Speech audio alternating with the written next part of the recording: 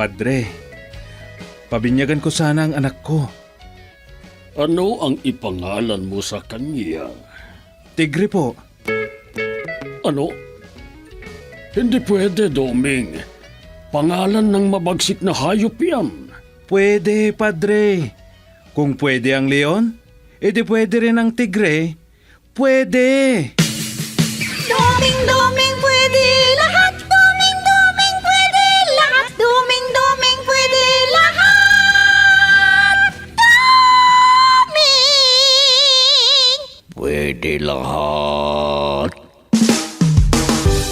Doming, pwede lahat! Isang manunulat, matalino, malalim ang pag-iisip, pero laging naiidlip. Walang pinagkaiba sa kwago. Iba't iba ang pagkatao, bida, kontrabida, at mapagmasid. Mga kaibigan, huwag kaligtaang pakinggan ang araw-araw na pakikipagsapalaran ni Doming sa kailaliman ng panaginip. Doming, pwede lahat! Isinulat at sa direksyon ni Letty Astudillo Aquino mula sa Lovelet Artists and Talent Center Drama Productions, handog sa inyo ng #1 and most trusted radio network in the country, Bombo Radio Philippines. Basta Radio, Bombo!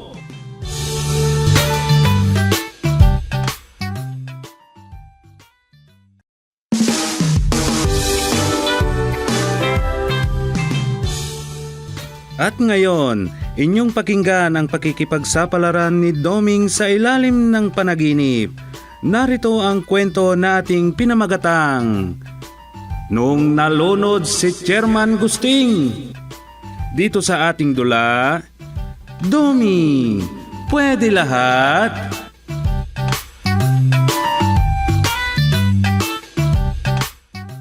Doming, magbibits daw tayo. Oo, nasabi na sa akin ni tatay. Pang year-end outing daw ata. Buti at naisip nila yan. At least, pwede na akong makapag-unwind kahit papano. At syempre, dahil dyan, kailangan ninyo ni nanay na bumili ng babaunin nating pagkain. Yung pwedeng ihawin. Yung karne at isda sana. Hay, nako.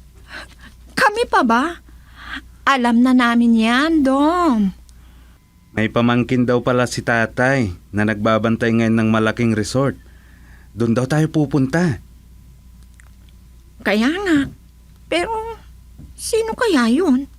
Eh, di itanong mo sa kanya. Di rin naman niya nabanggit sa akin. Overnight raw tayo doon. Aba, syempre. Paano mo naman may enjoy ang mag-beach kung hindi ka magpapalipas ng gabi doon? Di bale, pakikiusapan ko yung tanod. Para pag nagronda sila, makikisuyo na lang ako na tingnan nila tong bahay natin. Tsaka yung bahay nila tatay. Alam mo, okay yan. Kasi, syempre, sa panahon ngayon, di natin alam kung may mga masasamang loob na basta papasok na lang sa bahay natin. Naku, mahirap na.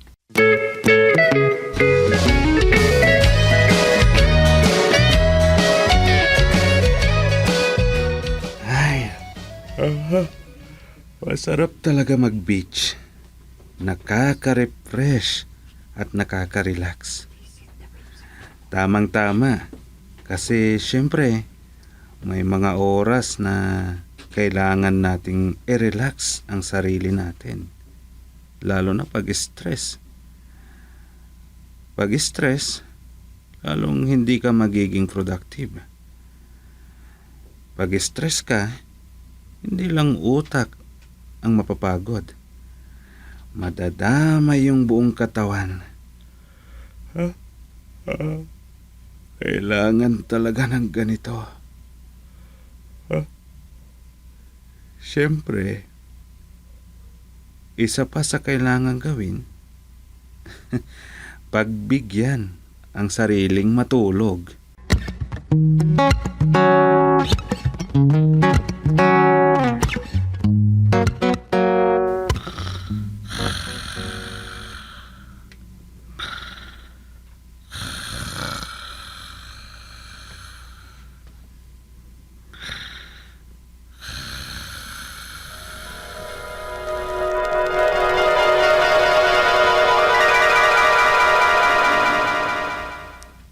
Magandang idea yung naisip ng nanay nyo at ni Rosa na negosyo.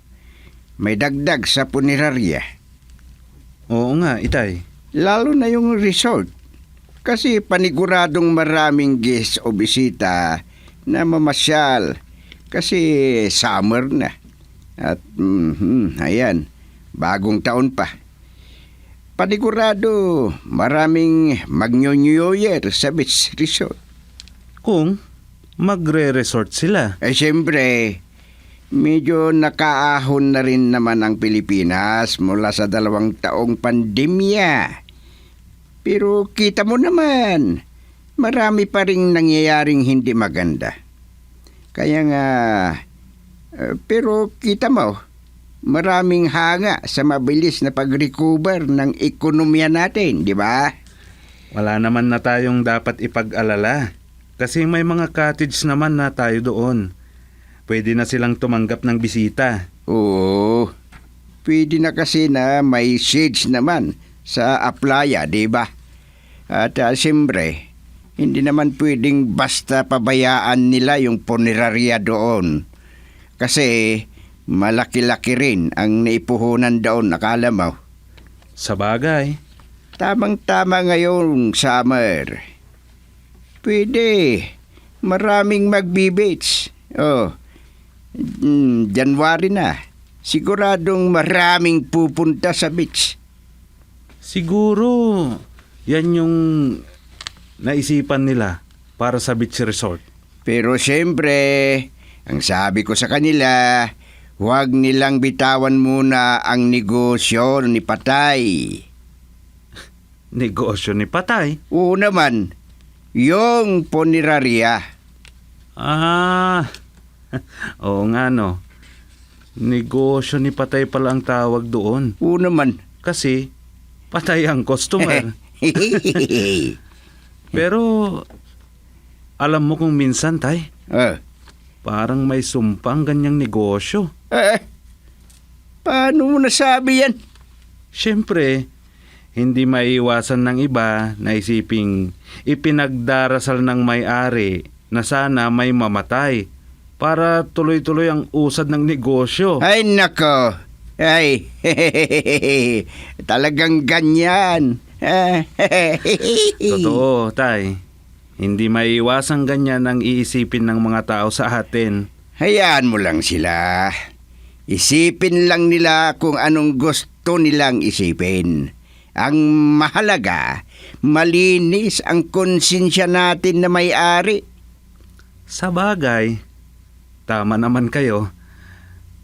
Pero, maiba ko. Di ba may plano kayong mga senior na mag-outing? Sa beach rin ba? Oo, yata. Pero ang nanay nyo na ang bahala doon. Siya naman ang presidente ng senior dito sa atin. Inunahan na kayo ng mga taga-ibang barangay. Siyempre may sponsor sila. Mabuti na rin yun kasi yung resort natin ang napili nilang puntahan. Maganda yun. Kikita agad si Nanay at si Rosa doon. Aba, siyempre. Baka naman kung para sa mga senior sa Hingalo, libre na lang. Ay, nako. Maniwala ka naman sa nanay mo. Business is business yun. Aba, talagang business is business yon. Ano sila? Siniswerte? Ay, nako. Sa bagay nga. Pero siyempre, kailangan din namin ng sponsor. Mag-enjoy na rin naman kaming mga senior. Kung gusto nila, pwede naman silang mag-avail ng special discount.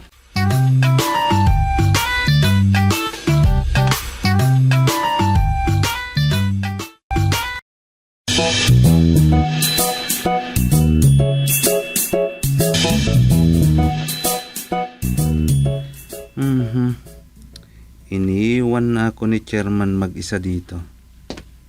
Hindi pa naman papasok yata si Kagawad Unang. Ay. Kumusta na rin kaya yung si Nanay at si Rosa sa resort? Mukhang okay mamasyal doon ngayon ha. Ay, makapagsulat na nga lang habang wala pang officer of the day. Di bale, at uuwi rin ako agad sakaling dumating siya. Pero, teka, ano bang magandang isulat?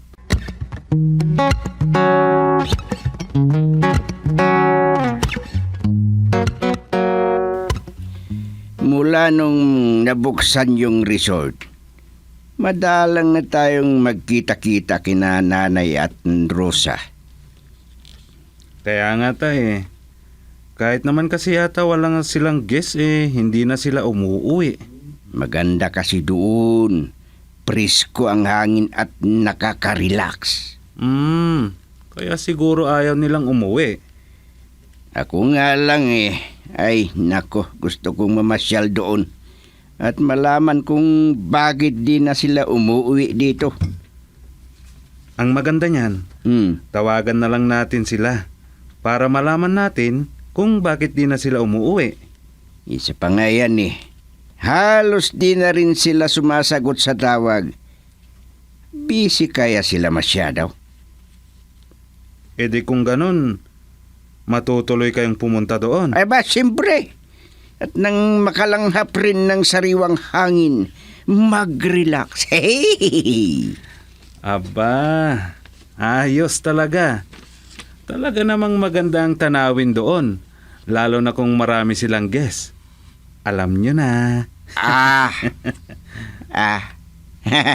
Ano naman yung gusto mong sabihin, Aber? Siyempre, magagandang tanawin rin kapag marami kang makikitang sexy at nakakasilaw ang puti ng mga hita. O ngayon, bakit? Gusto mo rin bang sumama? Kayo, kung isasama nyo ako, okay sa akin kahit 2 araw pa tayo doon. Oo, sige na nga. Alam ko namang mismo na si Rosa Aba, syempre naman tay. Obvious ba? Sige, tara na nga. Para naman makapagliwaliw naman tayo.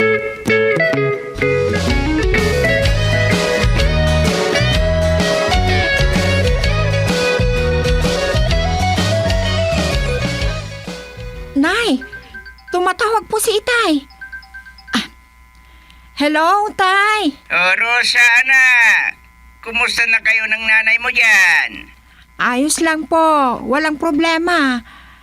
Napatawag po kayo? Nangumusta lang. Bakit sa akin kayo tumatawag at hindi kay nanay? Alam mo namang baka di na naman niya sagutin ang tawag ko. Ganun po ba? Kayo ni Doming, kumusta naman kayo dyan?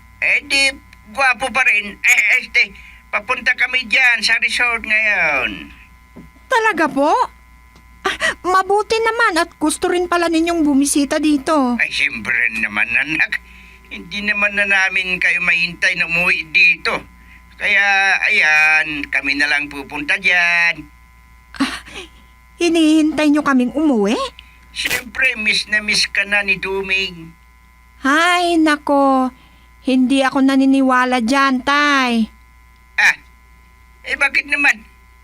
Anong miss na miss? Di nga tumatawag Miss? Aba, loko yun na. Andito, sa tabi ko. O Duming, mag-usap kayong mag-asawa. Ha? Sige, Tay. Kahit wag na lang muna. Hintayin na lang namin kayo dito. Bye! Oh, bakit? Sinong ayaw mong makausap, Rosa? Si Doming, Nay. Pupunta rin lang naman dito. Di saka na lang kami mag-usap. Ay, oo, maganda yan. Mabuti naman at naisipan nilang pumunta dito para makita rin nila ang pinaghihirapan natin. Sinabi niyo, Nanay. Ipinaubayan naman na nila sa atin tong negosyo. Pati ang punerarya. Sa bagay, Talaga sigurong di nila maharap ang ganitong klase ng trabaho. Eh di kahit moral support man lang sana ang ibigay nila. Oo kung sa bagay naman na Mabuti na lang at nandyan ang mga staff. Kaya sa awa ng Diyos, wala din namang problema. Kaya nga Bali, parang supervising na lang ang sa atin sa trabaho natin dito. Kaya, carry naman.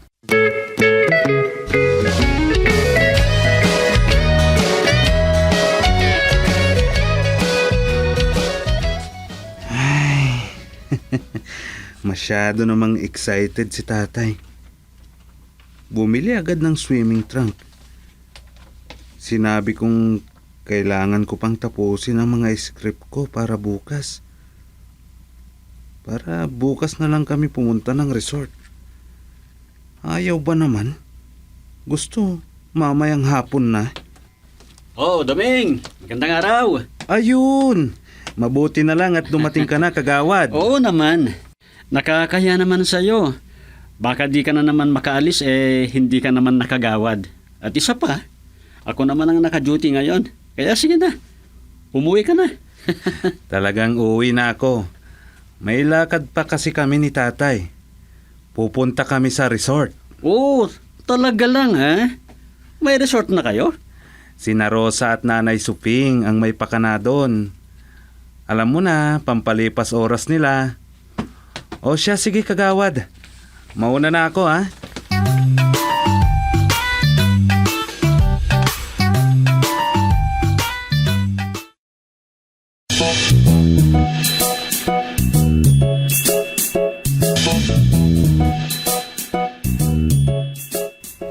Wow, maganda tong nakuha niyong location. Hindi masyado malapit sa tubig, kaya di problema ang baha. Inkis lang sa mga cottage. Oo, Tay. Alam niyo bang maraming nag-compliment sa mga cottage natin? Ha? May tulugan pa. May pagpipilian pa. Kung gusto nila ng room for honeymoon, aba, meron din. Naku ha? Marami na po kaming nakuhang guest, Tay. May tumawag pa nga na barangay chairman eh. Siguro, kakilala niyo yun. Sino?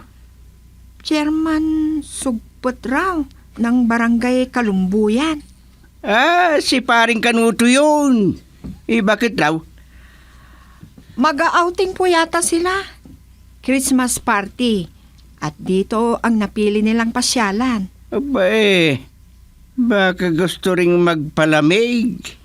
Christmas party nga po eh. Lit naman na Christmas party yan. Kailan daw? Naka-schedule na po sa Sabado at Linggo. Ayun, tamang-tama. Aalis na rin ang mga ibang guests. Ano naman ang ginawa ng mga taga doon?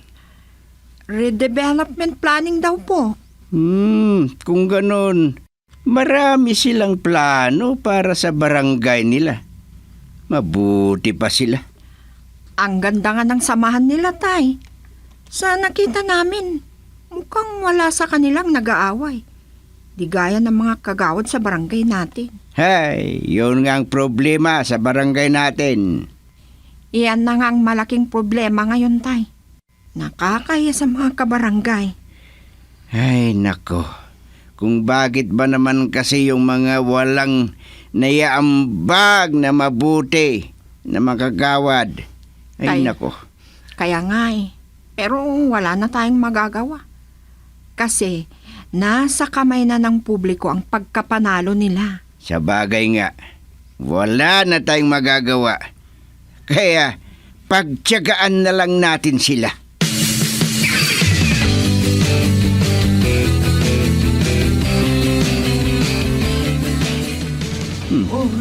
Maganda at bagay sa akin ang beach trunk na nabili ko Mabuti na lang at binigyan ako ni Doming ng pirang pambili ko nito. Bagay na bagay sa akin. Feeling ko tuloy bumata ako ng mga 30 years. Nakapunta nga sa playa. Baka nandun na ang mga bisita na nag-check-in kanina. Ayun!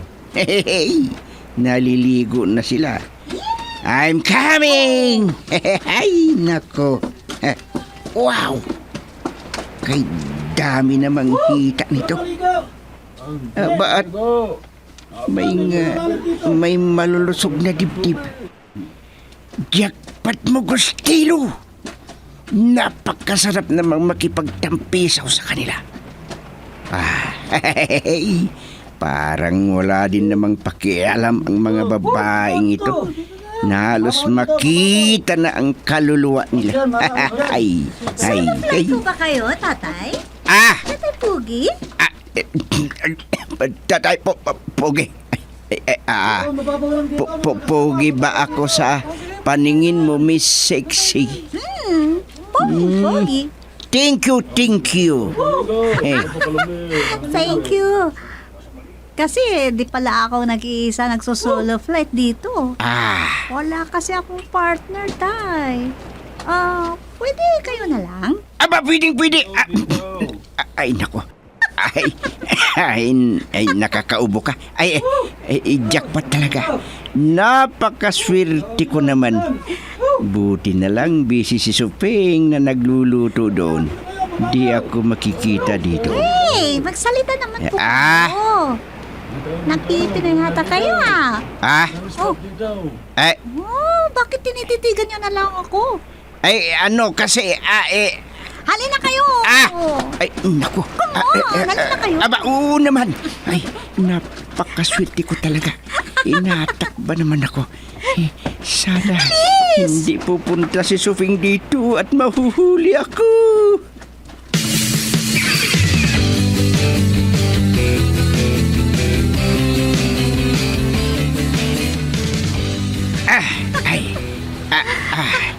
Ang sarap magbabad, di ba? Oo naman, Miss Sexy. Napakaswerte mo talaga, Gustilo. Ang sarap maligo kapag may kasama. Ay kung walang magagaling. Siyempre naman wala. Para naman akong marunong lumangoy nito. Hindi ako marunong, pero sige na nga. Sayang ang moment. Kunting ingat lang, Gustilo.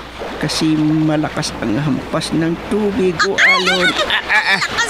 Lakas ng alon? Marunong ba kayong lumangoy? Oo, marunong. Ako pa ba? Magaling ako. Pero depende kung anong klaseng tubig ang lalanguyin ko.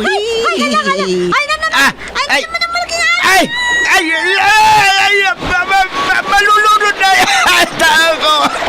Tulong!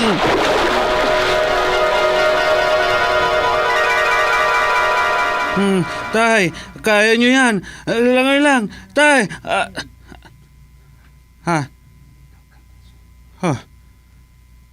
Ay, ano na namang panaginip yun? Ay, nagmamarunong na naman si Tatay Gusting. Ay, ano ba yan?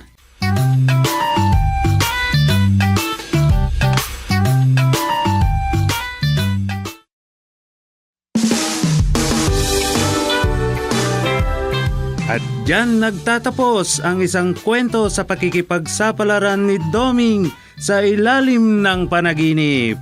Sa panulat at direksyon ni Leti Astudillo Aquino. Handog sa inyo ng #1 and most trusted radio network in the country, Bombo Radio Philippines. Basta Radio, Bombo!